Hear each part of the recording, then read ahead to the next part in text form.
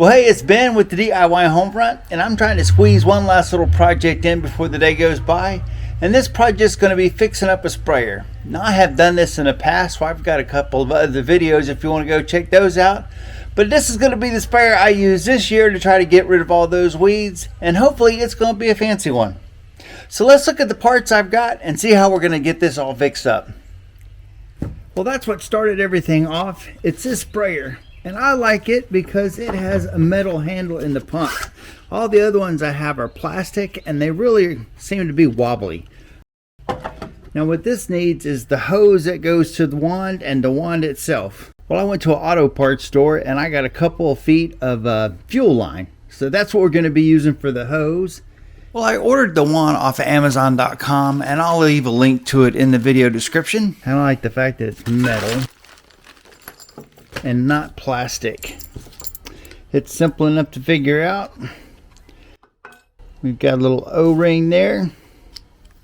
Well, this channel is all about everything I do, or basically how to. So if you're into that, don't forget to like and subscribe.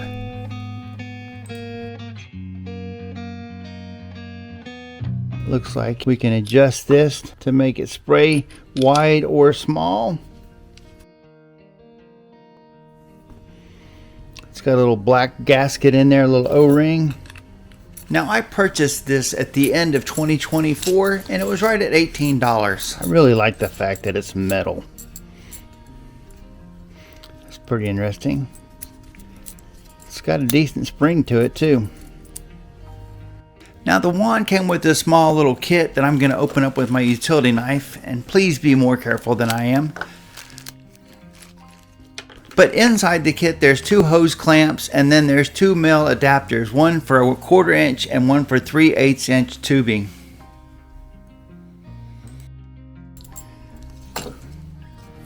And I'm not sure if that's going to be way too small. So that's the adapter for the 1/4 inside diameter hose. So that's the one we're going to use. Now, of course, we're going to put a hose clamp on, and you need to put that on before you put on the tip. And I think I'm going to put some soap on that. Well, don't do what I did. Don't put soap on the outside of the hose. It makes it almost impossible to get the hose to slide onto that nipple. Let's see if that makes a difference at all. Definitely got my hands slippy enough. Well, I couldn't do it with my hands, and I couldn't do it with a pair of pliers, but I came up with a solution you might try if you have one. A heat gun.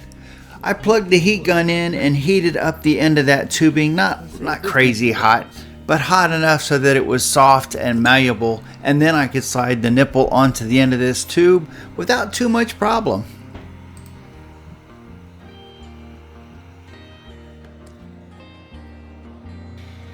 Alright, one problem solved.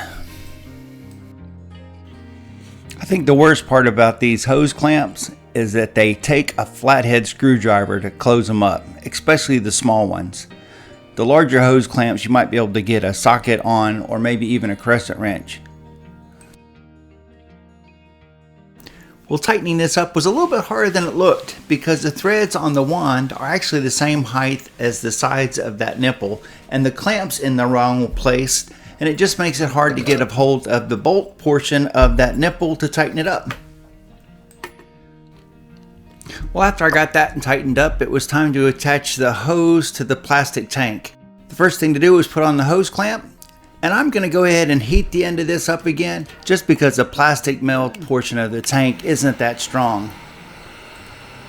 Well, after a minute I got it plenty hot enough because it started smoking, but I was surprised. It still took a little bit of effort to get that hose onto the male portion of that plastic tank.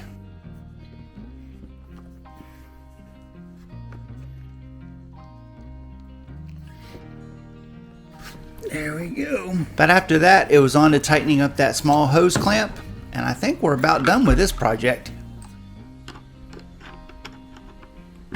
I really don't like these small hose clamps. Like I said, they're just a pain to try to get tightened up. And a flathead screwdriver is old technology to me. Why not use a Torx bit or something that won't slip out? Well, eventually I got that hose clamp tightened up. Now we're on to putting some water into the sprayer to see how the wand works. I think the last sprayer I fixed kept losing pressure. I'll leave a link at the end of this video to that one. One thing I do like about this pressure tank is that it has a pressure relief valve right on the side of the tank, so you don't have to unscrew the top to try to release the pressure if you haven't used all the fluid out of the sprayer. Okay. Well, the tank has been pressurized, so let's see how it works. Well, it definitely puts out a nice fine mist, but I might have to adjust it for what I need. But that's easy enough. All you have to do is just turn the end of this and it changes the way the spray comes out of the nozzle. How about that? We got a sprayer now. Alright, I've got something else off of that spring to-do list and I'm ready for summer with a really professional sprayer.